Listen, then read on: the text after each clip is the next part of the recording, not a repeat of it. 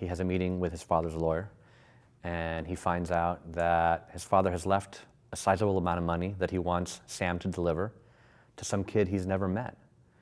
And in finding out who this kid is, he finds out that he is his nephew, that his father actually had a previous family, a previous wife, and that he now has a half-sister that he never knew about.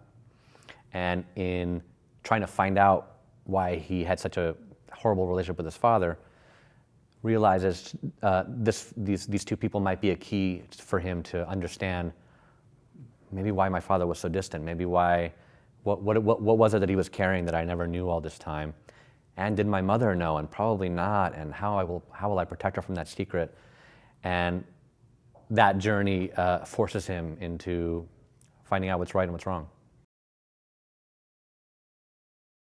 The idea of a father leaving money to a son and sort of putting him through the exercise of giving it to a half-sister that he never knew, there's something a little bit abusive about that, and there's also something guardian angelish about it. There's something about the father wanting him to make his own decisions as he thrusts him into this journey and hoping that Sam can do what his father couldn't, do the right thing in terms of protecting his sister and his nephew, and hopefully bringing them together in a way that he couldn't bring them together when he was alive, because some secrets within a family are too difficult to face with the entire family, and sometimes, frankly, they're left to the next generation. Sometimes the growth and the evolution of a family is bequeathed to the children. When Sam gets this money that he's supposed to deliver to these strangers, he can't do it without finding out who they are first.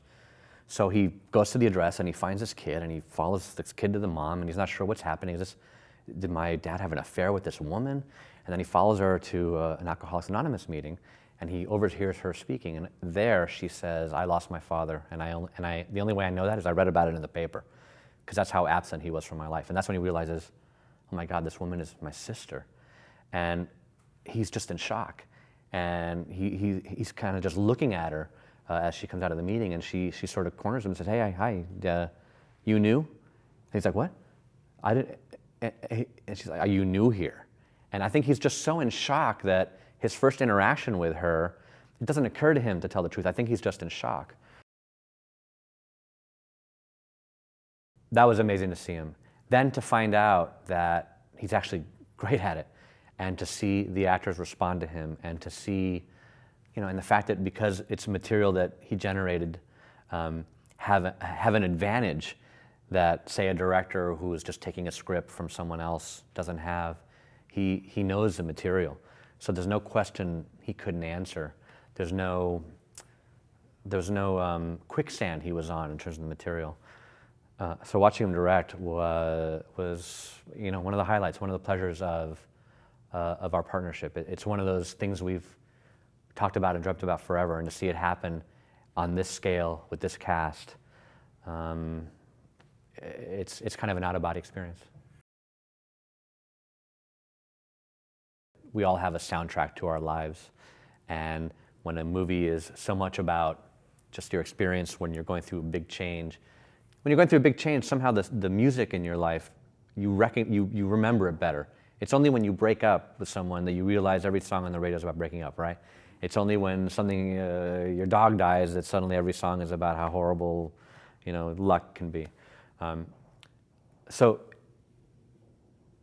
the fact that Jerry, Sam's father, was sort of this music producer made it both something that's a comfort to Sam, and also becomes part of the soundtrack of his life. I mean, literally the thing that he's left is the record collection. Instead of the money that he has to give to his sister, he's left this legacy of music.